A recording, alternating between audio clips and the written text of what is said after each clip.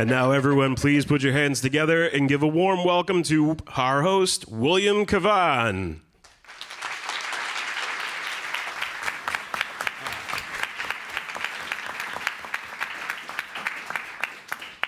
Thank you so much, guys. You really probably shouldn't be applauding for me as much as you should be for our amazing panelists here.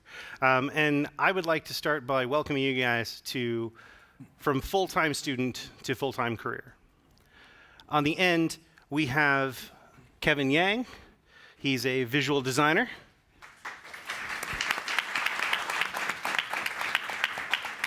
We have Priscilla, Ella. Rojas? Is it Rojas? Okay, but you should say it because you say it so much better than I do. Rojas. It's pretty much. Isn't that awesome? It's okay. My parents named me William because they're like, oh.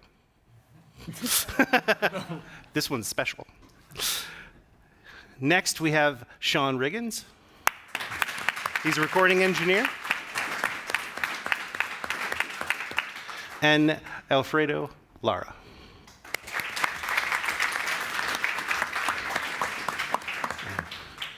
So guys, today we're going to be talking just a little bit about what it's like going from full-time student into a full-time career.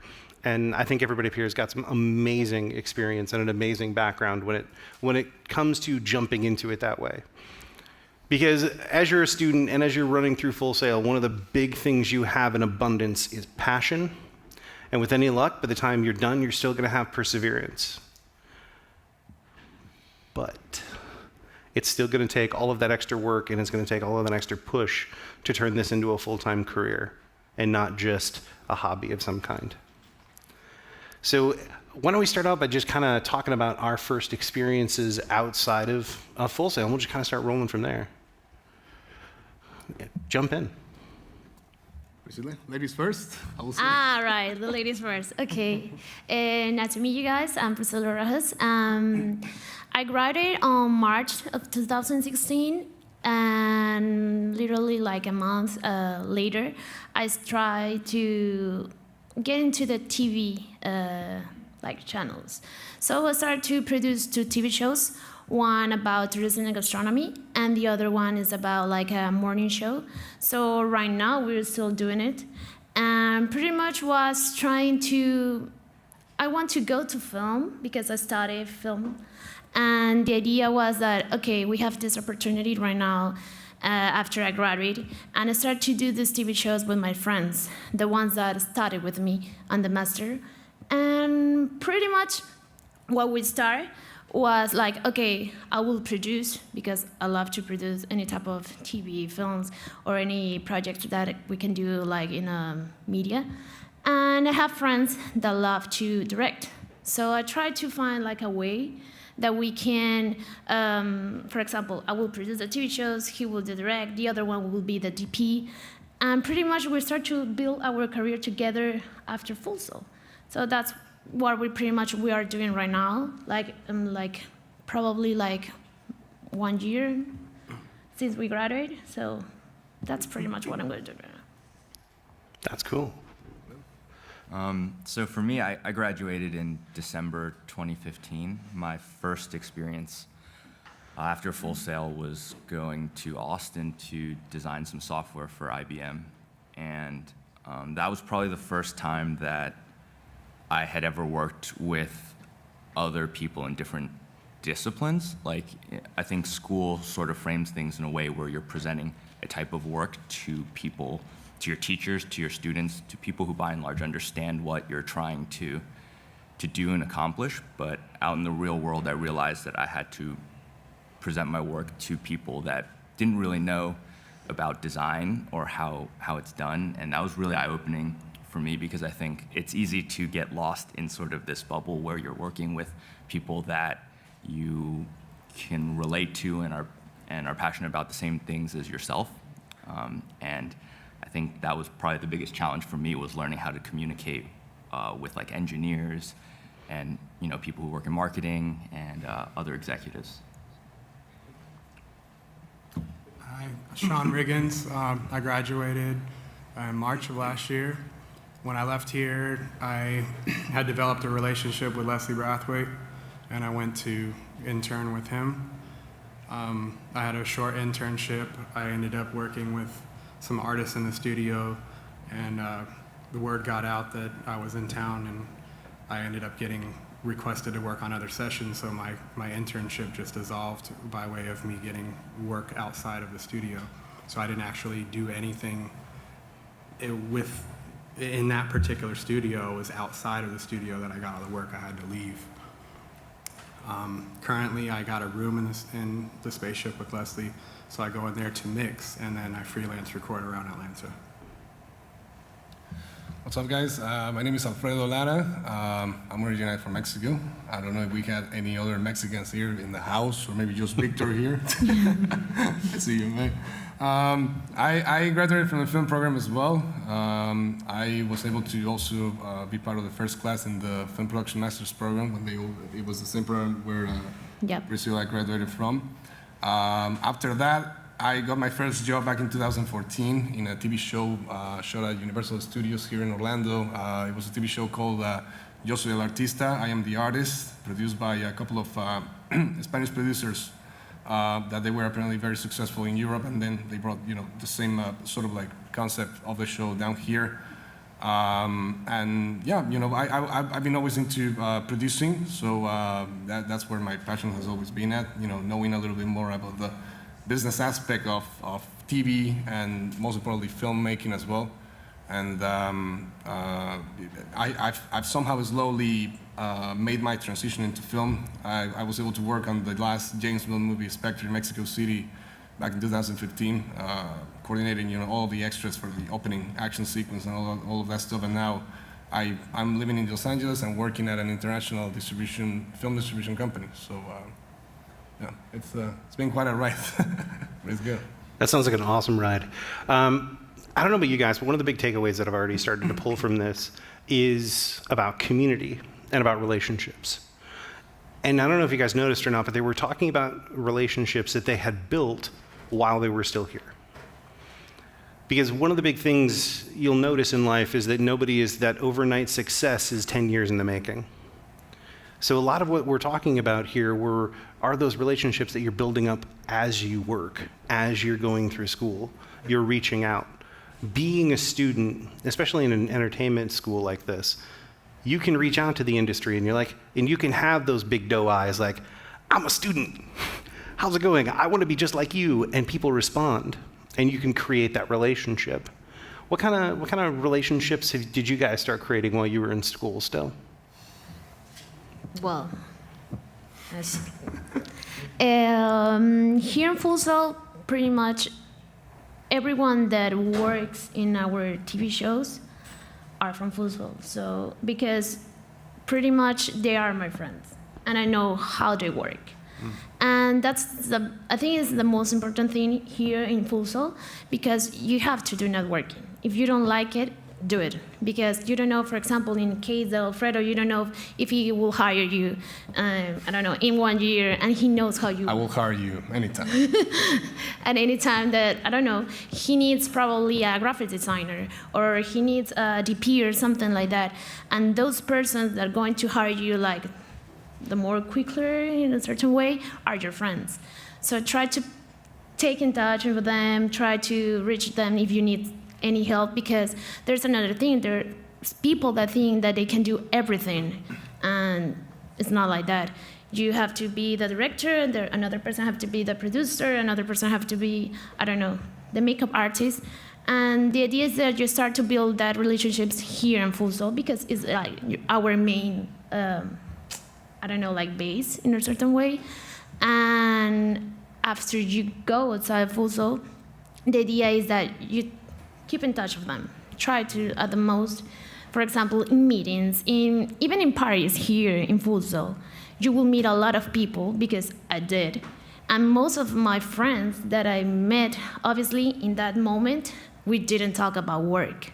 But we start to talk about that, or I start to see her social networks or something like that, their work, and obviously, I use it like that. And it's pretty much what we are doing right now, building everything together. Yeah, like Full Sail is just a really awesome time, right? You're basically spending 2, 3, or 4 years with one group of people, and you have the opportunity to like really know them very well and spend a lot of time working hard together. Over in the digital arts and design department where I graduated from, we have these things called open labs where basically like after hours people would come in and try to get work done. And I just remember us like going to like Dunkin' Donuts and Wawa like super late at night, trying to like just get better, and I think to this day those are still like some of my best friends that I've had, not only in class but spending all that time after class trying to get better at our craft.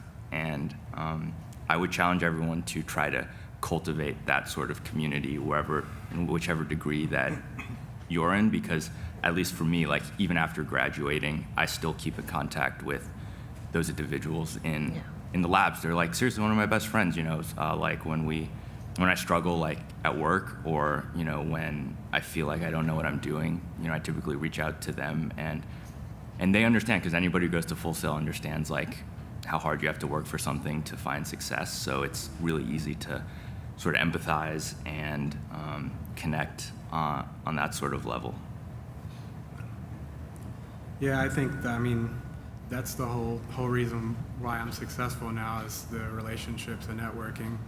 I actually went to a recording school 10 years ago and went to Atlanta and met someone there who now, when I'm back, they remember me and they asked me, why are you interning right now? And I said, I'm not interning, I'm getting mentorship from my Michael Jordan. That's what I'm doing right now. And he respected that. So he told me that there was another studio that really needed help. He referred me to that studio, and that studio ended up linking me with 21 Savage and Amigos and Cap G and Lloyd and all kinds of different artists. But the success was 10 years in the making, and it did seem like overnight when I got there, but I had to prepare myself and build it up by skill set and by networking. My relationship with Leslie Brathwaite started a year before I left school. I met him at one of these events. He asked me what I wanted to do when I got out of school. I told him that I was going to come work for him, and he appreciated the ambition and invited me to come see him. So I started driving up there, and I drove up to see him at the end of every course. When we had the 2 days, or even if it was 1 day, I would drive up there, and I would leave at 4 a.m. in the morning and drive back here. So when I got out of school, I had a place already. I asked him if I could come work with him when I was done, and he was like, "Bro, you're working, you're here." So the relationships are so important, and to utilize the Full Sail alumni is such a powerful thing to take advantage of. Mm-hmm. I came back here as a professional, not to learn how to engineer. I came back specifically to be part of this alumni. Yeah. The networking is what makes the difference. Yeah, and then I know, that you guys probably hear this 1,000 times every single day, right? Network. But it really is just that, When I first got here, I didn't know anyone, obviously, but like most of you guys. But I remember, like probably on the first week when I arrived here, they told me about this career development department, right? And how you could go there and people will advise you how you can apply for jobs, create a resume. And I had absolutely no idea what these things were. I'm from Mexico, so the whole thing was just different to me, And but unconsciously, as time went by, I started realizing that I was becoming friends with a lot of people that I unconsciously didn't know they would play a big role eventually. I will be going to. I remember the first time I stepped on career development, they said, so you got a resume with you, and they saw that it was literally my first month here at school, and they kicked me out. They were like, no, man, you're supposed to come here until a year later or so. But that kind of got me into realizing sort of like the steps I will have to eventually, take in order to pursue what I wanted to do. Eventually, once I was in classes, I started figuring out, who's good at what, and what can I learn from my classmates, because that's where you got to start, I keep hearing something, and that happened to me as well when I was here studying, all these guys that will come to me and they will say, oh, I've directed already, I don't need to learn this. It's like, why are you here then, why do you come to get an education on this if you're so experienced, right? So it's all about, I guess, the stepping stone is to create a core or a very well developed network of friends within the environment that you are thrown into, which is with your classmates, then with your teachers, advisors, and then eventually, eventually you might be the one outreaching to get a job, or maybe people that already know you from this huge circle of network that you've created, they will recommend you for something. So you never know where it's going to come from. So it's important to keep that in mind. Look at the overall picture, but at the same time, know the tools that you have at your disposal in order to improve on that aspect. Listen to that again. Like, do you notice how it's that same common thread? It's those people that you become friends with. And I know you guys, it's been set up here 2 or 3 times, networking. Well, in 2017, the word networking is starting to become one of those words. And it's getting that way. No, really, it is. And I totally agree with that chuckle. And it's because nowadays, when you want to network with somebody, it's like, hi, my name is so-and-so, and I want something from you, give me. And that has become networking. What these guys are talking about are friendships. And if you go at networking from the concept of creating friendships and building those relationships over time, then it becomes mutually beneficial. It becomes good for everybody. I mean, Sean was talking about driving across the country to go work with somebody for 1 or 2 days a month. That's a huge investment. That's showing how much he's willing to put into a relationship. And if you're willing to put that much into a relationship, how much are you willing to put in for your own passions? So I kind of want to bring you guys next in the realm of, well, when you were going to school here, there was a certain schedule that you guys had. Because everybody knows it's easy to say, hey, let's go make friends. But the schedule here is rigorous. Yeah. What did you guys, how was it for you guys going from the schedule of being a student to the schedule of being a professional? And how did it affect those kind of relationships? The crazy schedule, they tell you it prepares you, it absolutely does. I will think I'm off and I'll get a call at 2 o'clock in the morning. Young thugs in here, do you want to come in? So the schedule that they have you set up for, you need to not think of it as like, oh, I got to go in at this time, but think of it as what free hours in the day do I have? What can I do with that and maximize the day? Because the reality is, even as a freelance person, you're going to get out there and think I can make my own schedule, but to stay relevant, everybody else is making your schedule, really. You understand what I'm saying? So the 24-hour model here is real life.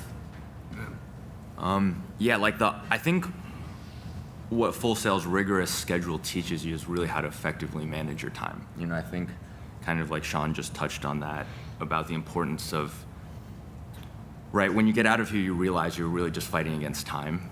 I think everyone tries to do a lot, and the biggest constraint that we all have is we only have 24 hours in one day, and how do we maximize that? You have to, of course you have to, go to work, get work done.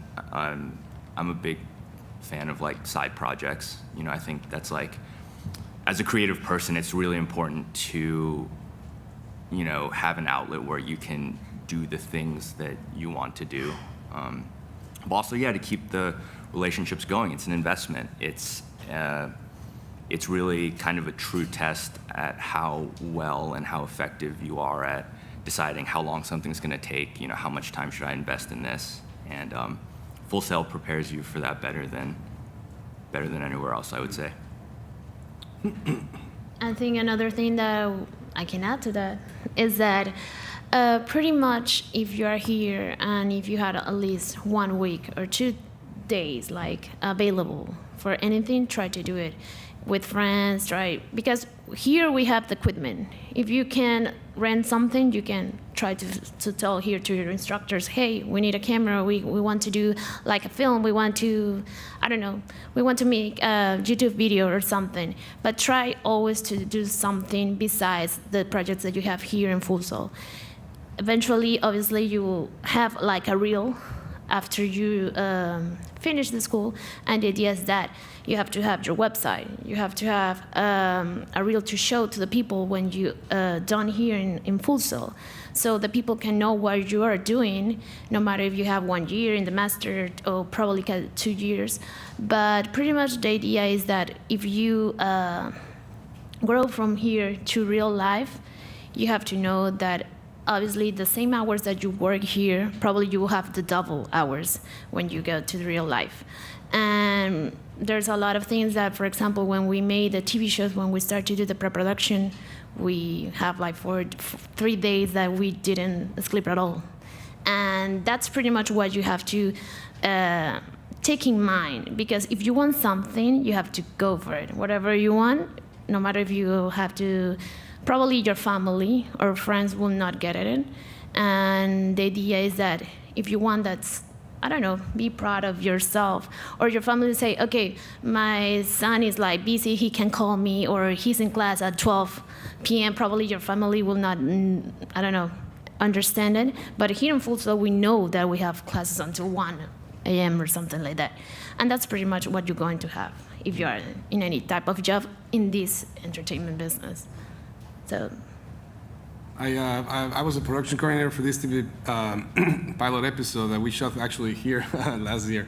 And on the last day, I was talking with the executive producer, and I asked him, just for some advice, that he could give me. And I remember he told me, you gotta work as if there was somebody somewhere else working 24 hours a day trying to take what you want away from you, trying to take whatever it is that you aspire for. So, and that really hit me, because it's true, like these guys were saying, this is a non-stopping industry, it's always changing, it's always evolving. Companies are, or I've noticed that companies now, they're looking for more specialized people, they're not looking for your typical candidate that has, just this standard qualities. They're looking for people that can actually execute perhaps the general aspects of what they want them, but they also want a little more of that, And obviously this little difference, I guess it's only created when you are actually putting in the time, to develop yourself better, right? Whether it is something that I like to do, for example, and this is just a small example perhaps, I don't know if some of you might be subscribed to this website called deadline.com. It's a website specialized in they basically send hundreds of emails every single day with news about the TV and film industry. So I'm always getting all these emails, and I'm always reading, because you need to stay updated with everything that's happening, so that by the time you're out there and you meet this producer that you always wanted to talk to, or someone that might be able to get you involved in a project or something, you know exactly what's going on. They won't see you as the random or the typical person just looking for a job, and that's it. I don't know anything else. I just know I have to work, and can you get me something? It's in the little details like that it eventually pays off. So yeah, it's important to stay updated as well. Yeah, I want to add on to something that was just said. You talked about specializing versus being too general. We call that like being a T-shaped generalist, which generally means you know enough about everything to contribute to a conversation, but you should pick 1 or 2 things where you really have like a deep knowledge of it. I think that's what a lot of companies are trying to hire for today, because if you're too much of a generalist, what you'll find is you'll be on the outside of a lot of conversations looking in, because you won't have the knowledge base to contribute to that particular problem. So I would say definitely learn about a lot of different skills, but pick 1 or 2 where you're really striving to be like amongst the best in the field at what you do. It can be like really specific, or it could be like kind of like a vertical, like a set of skills that you need to do to get like a particular job done. Yeah. Something you bring to the table that no one else can. yeah. Because there's a lot of people doing what we do. The thing is that you have to try to make them think that you are the right person instead of another one. Obviously, you will not do like, I don't know, I will do something wrong to you or something, but the idea is that you have to try to search that job. And if you don't have it, try to do things that you can take the attention of the people. So in that case, for example, if you want to, someone like a channel or a producer can take you like opportunity for any type of project, you can start doing videos, you can start doing things and uploading it on YouTube or Vimeo or any of the social networks that you can use as a platform to build your career in a certain way. So. A good friend of mine, a producer from LA, he advised me once that it's important to know how to tailor your resume as well, you know, because sometimes a lot of us, and I include myself, because that's something that happened to me like hundreds of times, I guess I would just describe some of the duties or some of the things that I knew how to do in a very simple way, right? Sometimes you gotta make it sound a little fancier, you know, like I guess make yourself marketable so that the people that come across this resume, they find something interesting and they find the specifics that they're actually looking for, you know? It's not the same thing saying, I drive a car, instead of saying, I'm a pilot, you know what I mean? It's different, these are different things. So, and that's something that has paid off, you know, very well for me personally. You know, I've noticed that ever since I started taking that into account, I've gotten more and more interviews out of the sudden. You know, because perhaps my resume was getting lost in all these thousands of resumes that these people were getting, and now I'm able to tailor the stuff that I've done with the position I'm applying for. So, yeah. You looked like you had something. Yeah. Oh, no. Okay. Well, I mean, I was gonna. Okay, it's kind of like Tinder. You know, you got to market yourself. Yeah. You know, you got to pick the right pretty much. photos. You know, you got to say what you're looking for without saying it. So. No, I think that's the perfect example. I think today's job marketplace, that's going to be the next resume thing right there, guys. So if you're in web development and somebody just went, Tinder resume. Just Tinder. That's it. Done. That's all you need. So you guys are starting to talk a little bit about pinpointing some of those things that are unique identifiers about yourselves and getting you guys to start finding those unique identifiers about yourselves. And Kevin brought up something a couple of questions back. He started talking about things that he was doing outside of the industry as well.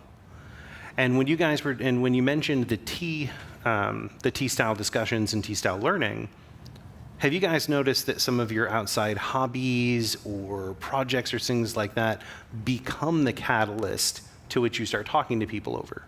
So, I mean, for instance, like maybe some of your hobbies or something, and you just found something cool to talk about there.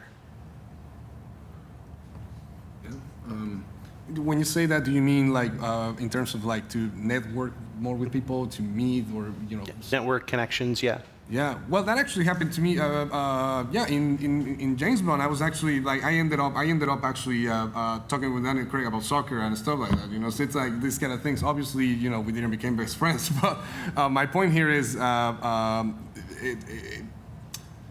you just said, you know, having hobbies. I mean, we all feel passionate about the industry that we are in, right? But we all like something, you know. I like playing golf. You probably, you know, I don't know if you have a specific hobby, but you probably do. Sure. Yeah, it's important to be able to relate to people in a personal aspect. I guess, you know, people like that. You know, people don't like to just talk about work. People like to talk about other things. And when they like the topic that you're bringing to them, or you're, you know, they find, or even better, when they find you interesting enough, that's when you connect immediately, and then it can lead up to really good things, right? Yeah, definitely. You don't, you know, you mentioned a great point earlier. You can't go to network with someone like you're networking with them. You have to go to be a friend, or, you know what I mean? You have to find some common interests. If I have an artist that likes shooting guns, I'll go shoot guns with them. You know, if you like sneakers, I'll come wearing my fly sneakers.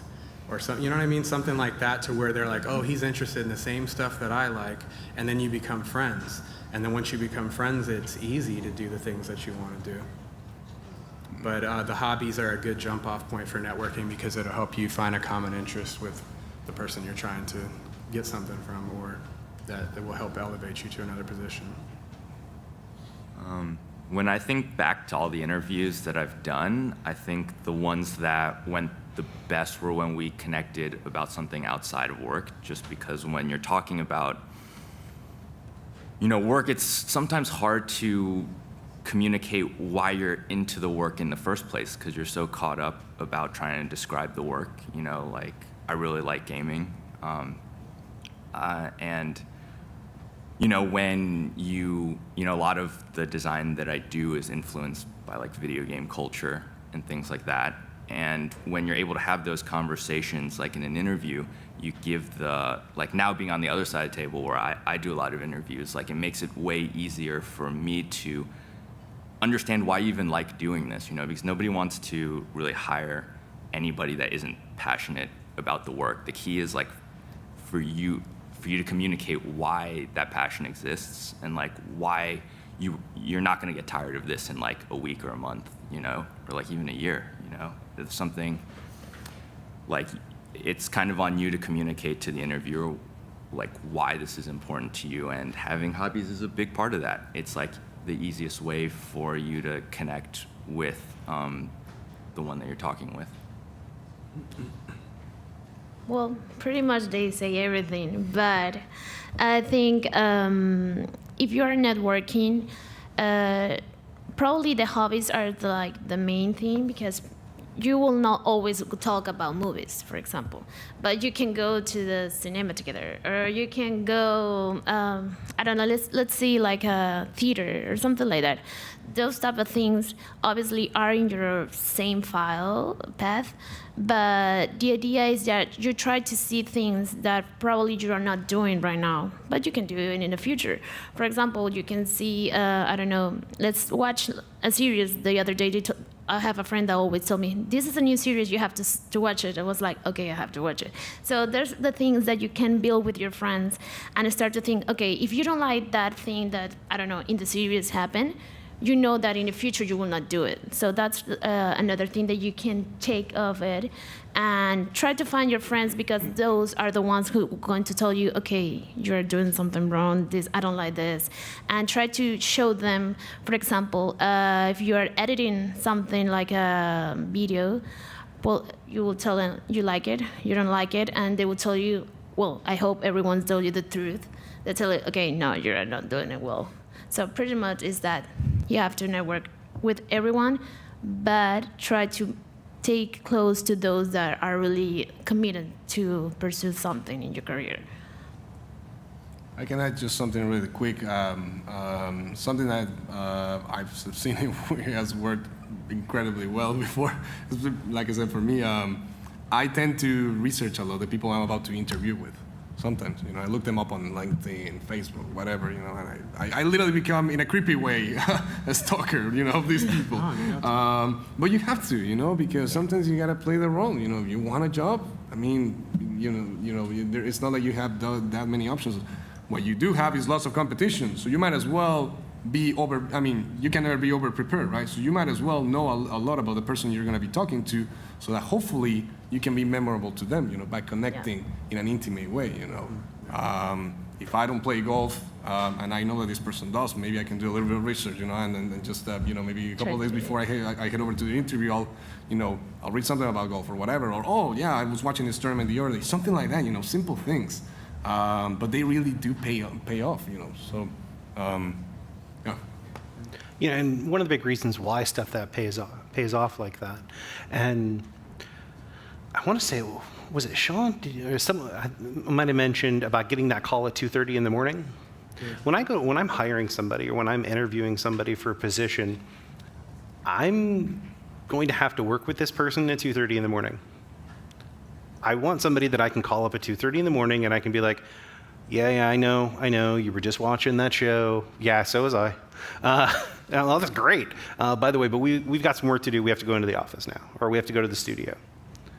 And you want to be able to have that connection. You are not going to want to work with somebody at 3 o'clock in the morning, barely having any coffee, that you can't connect to. Mm-hmm. And everybody's laughing up here because they've all had that moment. And without giving away who that person was, what were some of those moments you guys have had? I can't say anybody's name. No. Oh, never say names. There's definitely been times where I was like, oh my God, I'm working with this person. And then we get in there and I'm like, oh my God, I don't ever want to work with this person again. You know, so, but that's, in my industry, that's what it's about. It's about, to me, I just had to suck it up because I'm on the other end, but we're trying to make them feel so, they're sharing their soul with us on the microphone. So you need to feel that comfortable with somebody to do that. That's really important. If that stuff doesn't work, it doesn't matter how technically skilled you are. You know, you have to be able to connect with someone. But yeah, those are the tangible examples I have, is when it's somebody that I'm like, oh, I get to work with this person, and then I realize, well, we just don't connect personally. Yeah. Just because I liked his music doesn't mean that we're the same kind of people. The same page. Yeah. And I think what's really great about that, and it's kind of the reason I kind of threw that little bit of a loaded question out, and I'm so happy you picked it up that way, is that one of the biggest things that I found going from being a full-time student to a full-time professional is, as a full-time student, I didn't have to worry about, oh, if we don't really get along, I'm just going to work on this other student project, you know, whatever. You can't do that as a professional. Because if you were to walk away from every person that you just didn't connect with on a personal level, you would never work again. And part of this whole transition period, and something I hope that you will end up learning to do really well, is being able to find where you do connect. Which is one of the reasons why I've been trying to get these guys to talk a little bit about how important hobbies are, how important talking to each other is, how important creating these relationships is, and really just kind of molding it into that. Because at the end of the day, this is really what it is. It's your life. And it's the people that you're going to walk through this life with that is your career. I was, and I apologize for stealing a minute from you guys. I was actually blessed when I first came to Full Sail. I met Ralph Singleton, an amazing film producer. And we kind of connected for a quick minute because I went back to school at 30 and he started his film career at 30. And he looked at me and he's like, listen, no matter what happens, your absolute worst day on set will always be better than your best day at McDonald's. And you know what? You chuckle at it for a second, but then when you think about it, it's true. Because I'm not passionate for working in the food industry. I'm passionate for working in the entertainment industry. And I guarantee there's somebody out there right now who's going, I love making hamburgers and cannot wait to get back to work. And I will go eat lunch there.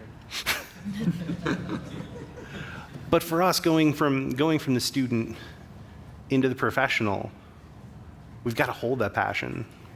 And before we start getting to questions from you guys, I would love to know for you guys, what have you guys done to hold on to that passion and that perseverance going from student to professional?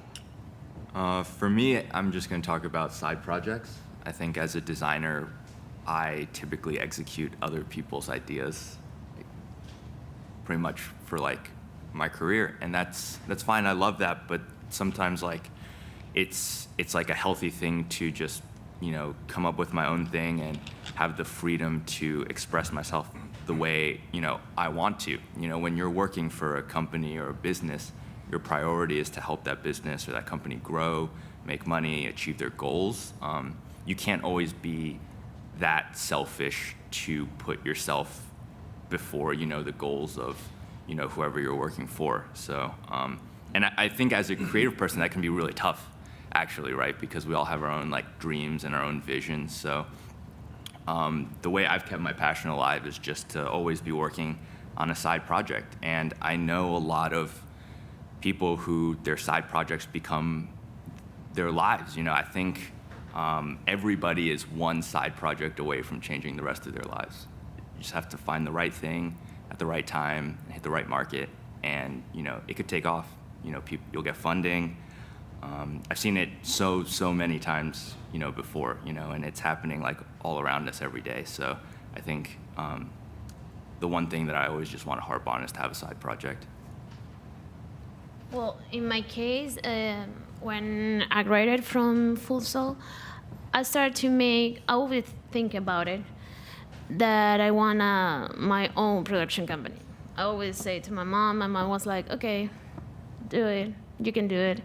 And obviously when I get out, I start to, how can I do it? I start obviously with my sister, friends from here, and we say, okay, let's start this one. Now we have it. Okay, what we're gonna do with the production company probably is small compared to another ones. Yeah, it's true. But at least it's something that you can do if you are not, I don't know, if someone hired you or something, or the company that you would love to work with. But in my case, I didn't work for someone. It's not, I don't know, it's my case. There's people that love it and are really good on that.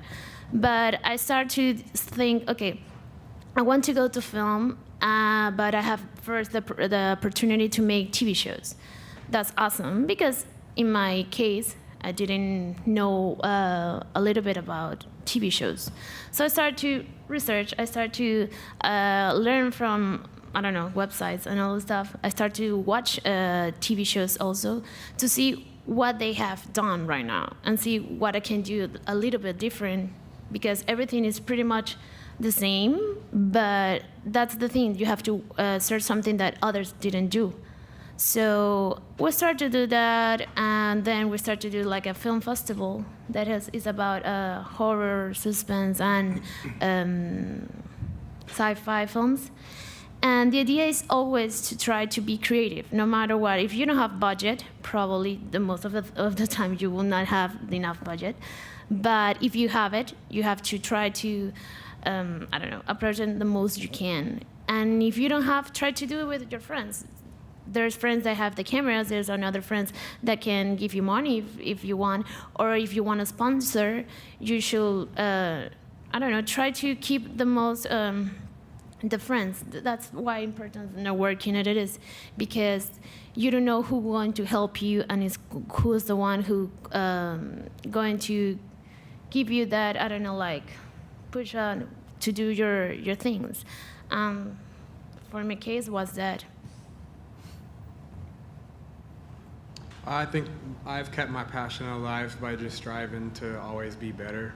You know, I went to 2 recording schools, and I didn't have any problem with that, because I knew what I wanted to keep going. 10 years ago, recording was way different than it is now, so I wanted to update that. I think just always trying to find another goal, or acknowledging when I reach my goal to get beyond that. When I came to school here, I heard about a course director award. I'm like, I gotta get that. I gotta get valedictorian. I gotta get everything that they have. So I think just always trying to make yourself better. You know, passion for music's easy, because when I turn it on, I feel passionate about it. But the work ethic is, just trying to be better. And I think another thing is just realizing, especially currently in my career, realizing that there's so many people, so many opportunities, and so much money out there that you can find what works for you. You know what I mean? Like if you're an artist and you just want to do there's going to be a pocket of people that mess with what you're doing. It may not be the group of people that you want to work with or that represent the artists that you like, but you can find a fan base without having to change yourself. As an engineer, I can find jobs that pay what I want and do the things that I want. And that inspires me and drives me, just realizing that there's so much out there. You just got to keep going until you find what works exactly for you. Yeah, for me, like you said, I think the most important part that I think plays a huge role in how I approach every day is just that I keep the exact same passion that I arrived with when I first came here to pursue this career. I honestly don't know what I would have, studied if my dad would, have supported me to come here and everything. But just the overall experience of going to a theater and watching a movie with this, sound effects and playing with people's emotions and telling all types of stories, I love that. And being able to be part of that process is what gets me up bed every day. It gets me excited about it.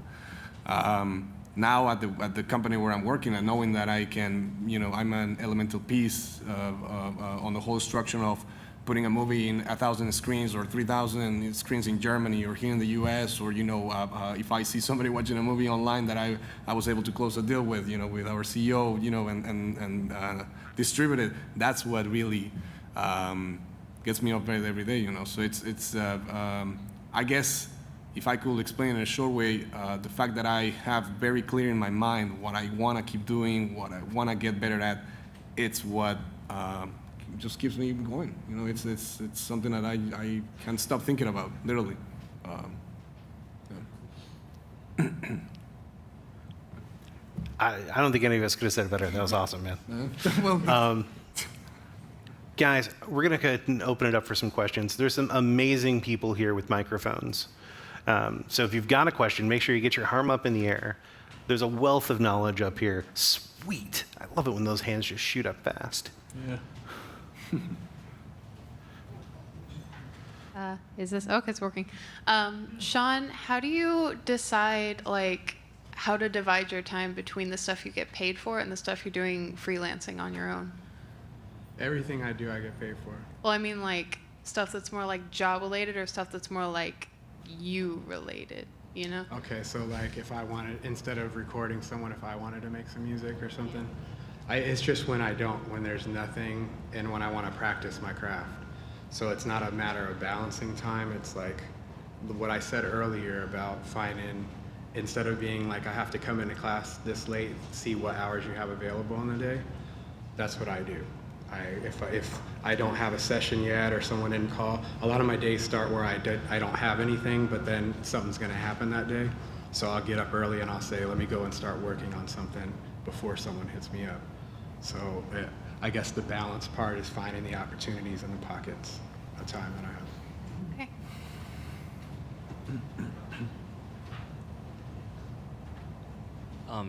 Hello? Sean? I'm sorry if this is kind of an open-ended question. I'm just in Full Sail. I'm a really shy person, and I don't know, just how do you get good at networking? I know it's always networking, but I never understood how to do it efficiently because I think that you just want to find, that's a great question, because it's hard, because when you talk about it, it seems hard, how do I get this person to help me? But it's really way easier than you think. I think if you find a person that does the things that you want to do, or is someone who is able to get you to the places that you want to get to and find some of their common interests, that's what I do. I don't do any business talk or anything like that. By the time we talk about a business thing, we're already friends. So common interest is the easiest way for you to do that. If you go in and the guy that you're trying to work with, or the young lady that you're trying to work with, watches a show all the time, maybe you go watch that show so that next time you see them, you can bring up something. Yeah. It's real smooth. It doesn't have to be crazy business. You know what I mean? Did I answer your question? Yeah, thanks, Sean. You're welcome.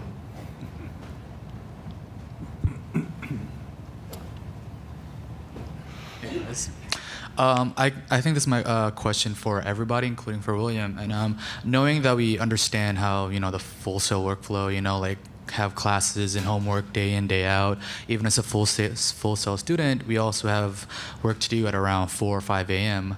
So my question to you guys is, how are you guys able to combat those creative kind of wall, or just you're having a hard time being creative and it's just kind of the creative block and it just prevents you to do anything? How do you combat that and go through that and push yourself to someone greater?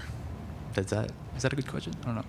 No, actually, it's a really good question. Yeah, it is. That's a very interesting question. Yeah. Did you? You looked like you got one. Yeah, I've got one too. So, go ahead. I would say, if the shortest way, because I sort of have a producer mind on me, so I try to be very logical about things. I tend to overthink a lot. So something that really helps me is to just simplify everything. Look at it as what it is. Problems happen all the time.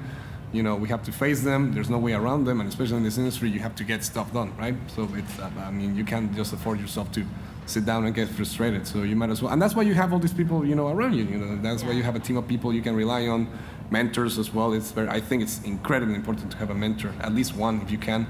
And yeah, just be a sponge. Absorb as much knowledge as you can, and because whenever you never expect it, that's when the solution will hit you.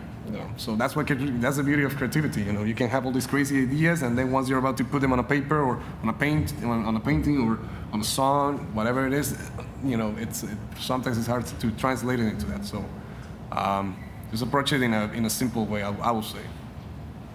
Yeah, another thing that I want to add is that, for example, when we were here doing the scripts for the films that we have to make for projects, obviously you were writing and probably you were like, okay, I'm blocked. I don't know how to end the story to don't make it like boring or that people can understand it, because that's the idea, that you have a creative idea and then the people can understand what you're trying to do.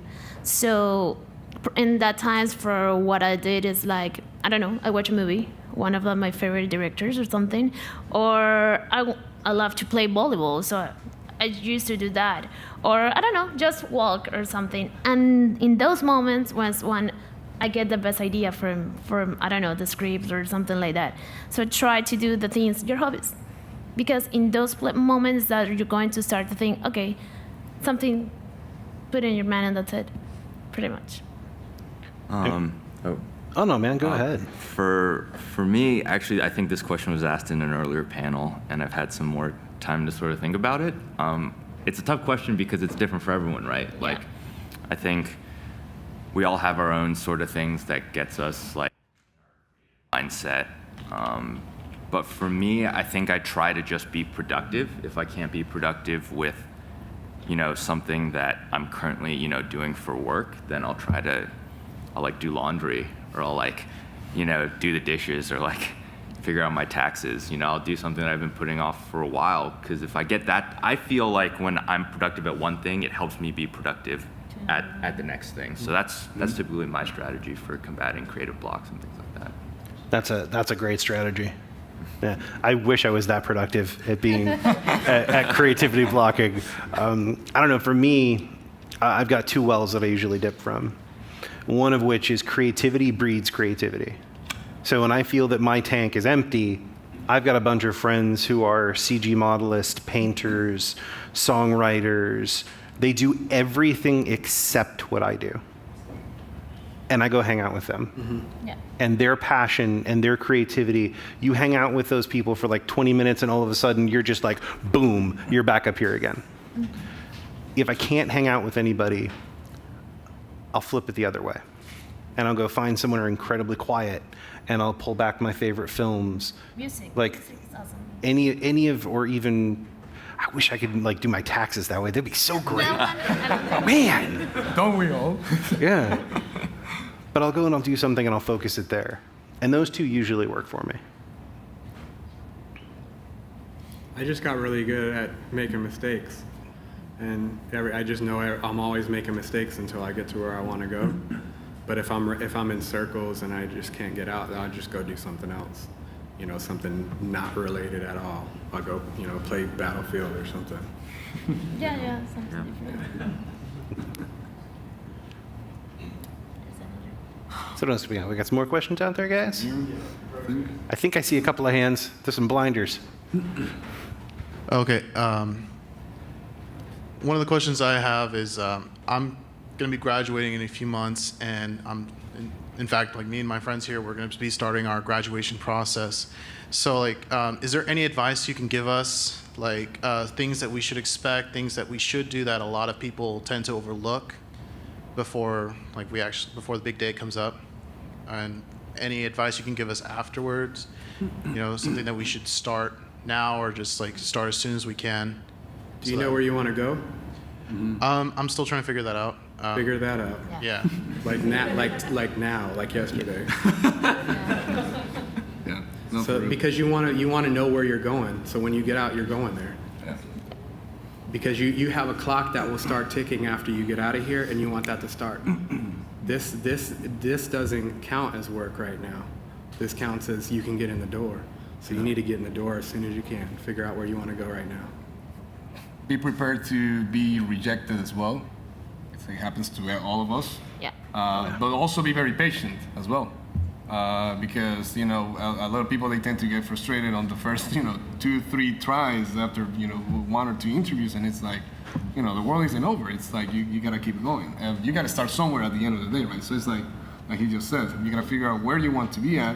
It's probably going to be way more competitive than here because now you're not going to be in a classroom with teachers or, where you can ask questions. Now you're going to be out there in the real world. So, just be very patient. Very patient, very persistent. And, that should be it. I don't know who said this phrase, but you might probably know it, but I remember I read this phrase somewhere in a book. Some filmmaker said, my 3 Ps for filmmaking are passion, perseverance, and patience. So, I think it's as simple as that, honestly. And try to make your reel right now, your website, try to, move your social networks, because people think that the social networks are not important, and they are. Because you can show people, for example, little videos, like for 1 minute, that you can be the most creative you want. And people will start to follow it if you try to, your friends, your family, other people will start to look at it. Because we'll see that you're, for example, if you love to do as a DP, obviously you will always have photographs, really good ones. Try to take pictures here in Full Sail, or people, or try to do things that can keep you moving until you figure out what really is your position or whatever you want to do. So pretty much try to make your portfolio before you go out of here. Yeah, I would say also be prepared for a good bit of rejection. It happens to everyone. I know for me, when I was in school, I sent out my resume and my portfolio as I was a student. And in the beginning, the worst thing that could happen is they don't answer. If they don't if they say no, at least you can ask why. So I think in the beginning, I just never got any answers. But as my portfolio got better and better, people started saying no as opposed to ignoring me. And then that opened the door for me to say why. And then when they came back, I would tweak my portfolio based on some of their suggestions. And eventually, they stopped saying no and they started saying yes. So I think it's a strategy that you can incorporate pretty early on into your Full Sail career. It's never, you're never too inexperienced to get ignored or said no to. So you can start, second or third month if you really wanted to. I think one of the other things to look at, and I think Sean made a really great point about knowing where you want to go. Because no matter where you go, it takes time to establish yourself. On average, and I don't care if you're getting in the film industry, if you're going to be a plumber, I don't care what your job is. It is a fact. It takes 3 to 5 years to establish yourself in a new location. And that's every time you move. That's every time you change a job. Because people get to know you for you, and they get to know you in that area. So if you don't know where you're going yet, that clock hasn't started. So when you get there and you start putting out all those resumes, and that's where the rejection and stuff comes in, you've got about a good anywhere from 1 to 3 years of hearing, oh no, that's okay. But here's a project you can do. Once you start hitting somewhere between 2 to 4 years, you'll be able to start living off of what you make. Somewhere in there, you're going to start breaking that ground. And that's just a reality. Now, don't get me wrong, there are people out there that have been incredibly blessed and right out the gate, they're doing fantastic. But if you plan on being that person that wins the lottery ticket, I guarantee you will lose. Winning a lottery ticket's a blessing, not a career path. So hopefully you can kind of glean that out just a little bit and add to that perseverance, network, build, and move. Yeah, I have to add to that, the relationship that I built with Leslie. There were already other kids that got out after me or something. They were there, but when I got there, he already knew me. So that's what I'm saying. If you know that you gotta be someone's buddy, you need to already start being friends with them. You know what I mean? And how long were you doing that relation? Like when? How long? I think I saw him the summer. It was in August of 2015, and then I graduated in March. So I went every month until I graduated. Yeah. That also somehow happened to me I think it was at a career development event as well. I just became friends with this producer, and we hit it right off, and he's recommended with so many different people. I've been able to meet a lot of very interesting people that do the same things I would like to pursue just because of that, we had a conversation, and, from then on, I tried to stay in touch with him and just trying to figure my way around, I sort of adopted a mentorship through him, and it's worked well. So whoever you want to imitate as well, look for people like that, and try to see what ways or ways in which you can connect with them, one way or the other.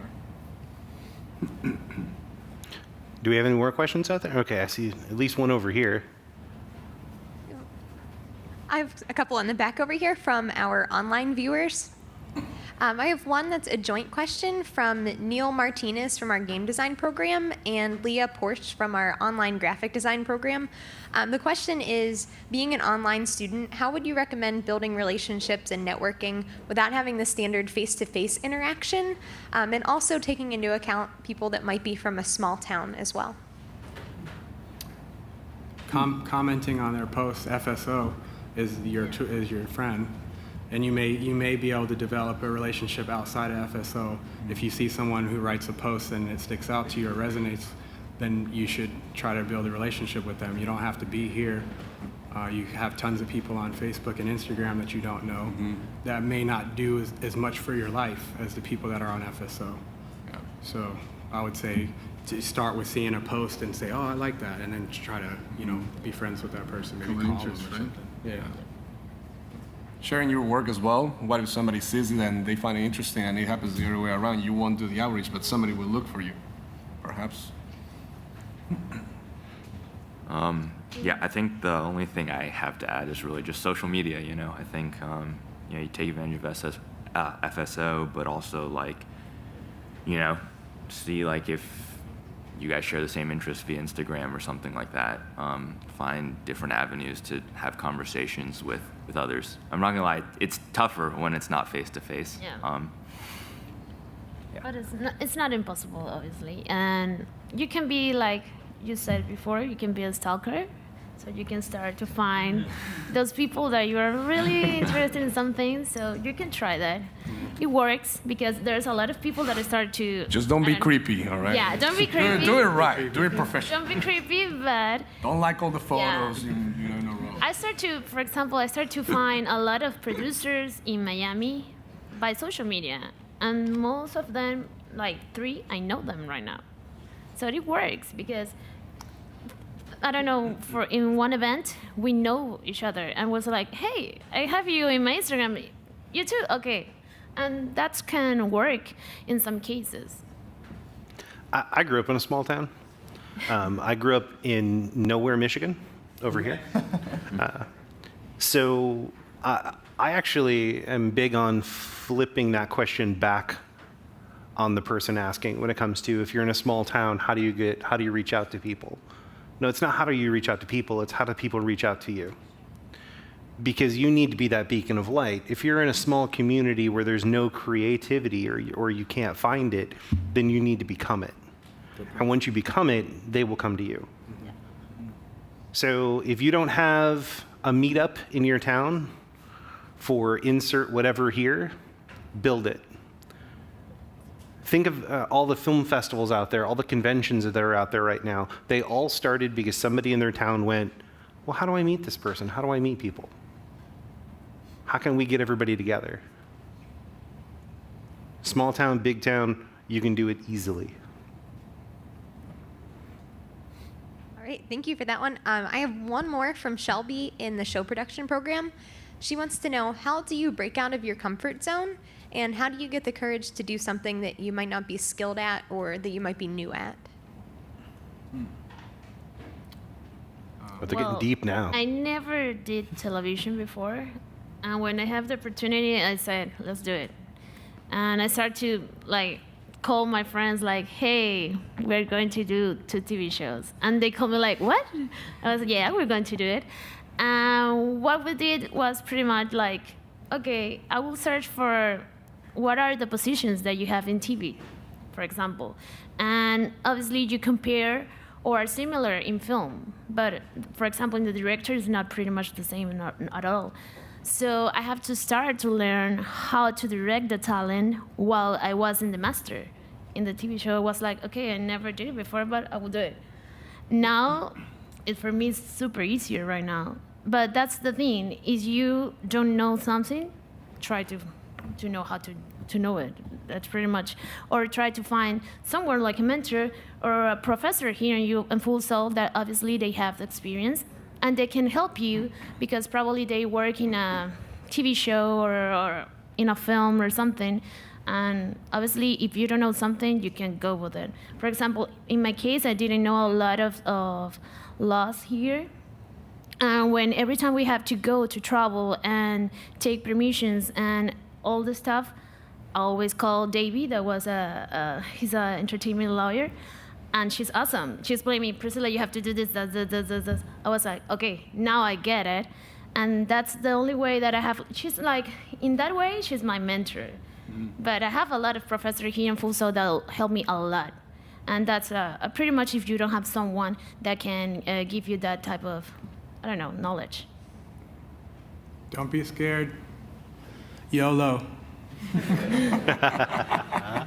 That's true. Guys, I would like to thank all of you guys. You guys have been a fantastic panel. And there have been some amazing questions, guys, and hopefully there's some big takeaways. So thank you for coming to full-time student to full-time job. As you guys go, though, I actually have a challenge to every single person in this room. We talked about networking, and there was a few people that had questions about how do you do it. You are at one of the biggest networking events for Full Sail all year long. I challenge each of you to find 3 people you have never seen before in your entire life at this event.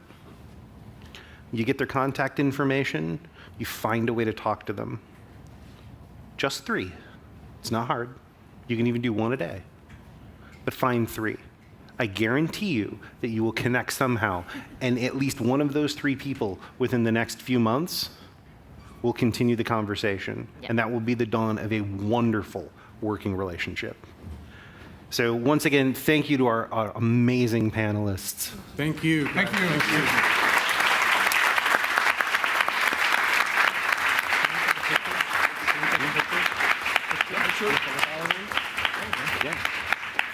Can we take a picture with you guys?